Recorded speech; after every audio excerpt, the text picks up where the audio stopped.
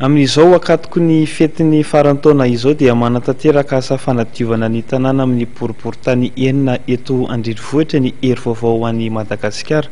Boriboritany voalohany, ny boriboritany fahaefatra ary ny boriboritany faharoa no nanatosana ny hetsika androany.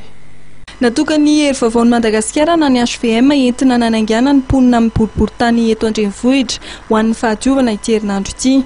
Hetsika izay tafiditra amin'ny fanomanana ny fetiny farantaona ary entina hidiana amin'ny aretina azo avy amin'ny loto toy ny pesta. Izao asa fanadiovana izao zany eto amin'ny fokontany Toageangara atao madinika dia asa entina hisoroana aloha voalohany indrindra zany ny resaka fahasalamam-bahoaka. Rahantsika malala moa zany fa hoe nisy le resaka pesta tato ato dia ny ady voalohany amin'izany zany dia ny fanadiovana.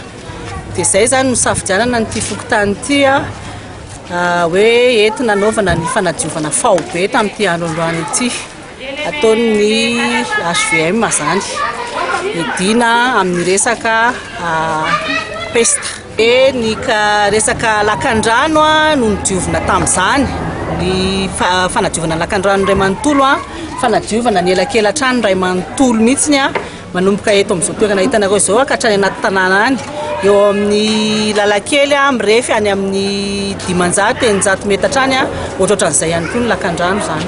Ho an'ny teto amin'ny fokontany atao madinika Toageangara manokana dia mponina 20 nanatanteraka ny hetsika fanadiovana. Natao tamin'ny alalan'ny asa tanana maro ny fanadiovana. 3 ariary no azon'ny nandray anjara tamin'ny asa. Misaotranareo ihany koa satria nanetana satria zany izay mba mahatsapa tokoa ny hoe fanadiovana amin'ilay araka ilay voalaza tamin'ilay teny teo hoe mipesta indrindra moa misy tambony kely varavety kely mbo hoe mahafalifaly na dia bombonina eky izy ary ka izay zany raha nietaetam-ponay ary na dia atao hoe isa tapa-bolana ary moa misy an'izany zavatra izany tena akasitrahanay mihitsy. Misaotran'ireo toko ary misaotran'ny koa ny HVM izay indrindra nareo rehetra izay nikarakara satria izay zany mahatsapa hoe raha maro hoe mbo misimisy nohatro zany dia misy fivoarana le tanàny. Nanome tanana ihany koa tamin'ny fampitaovana ny rafitra fikojanana ny rano sy ny fahadiovana ao anatin'ny fokontany atao madinika Toageangara. Itoy amin'ny boriboritany hafa fahatelo, fahadimy ary fahaenina ny hetsika tanterahany ny hery vaovao ho an'i Madagasikara.